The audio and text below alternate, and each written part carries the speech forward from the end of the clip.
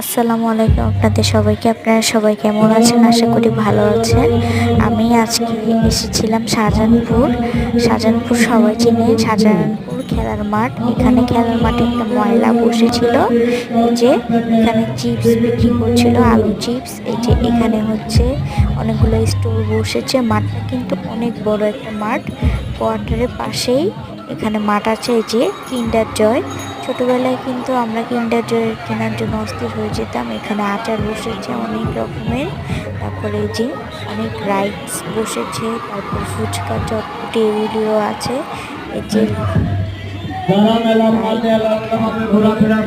পাচ্ছেন বড় নাগরদোলা, নৌকা, বক্সিং বক্সিং করার জন্য। তো আপনাদের সাথে এটা শেয়ার করলাম। ভালো থাকবেন, আল্লাহ হাফেজ।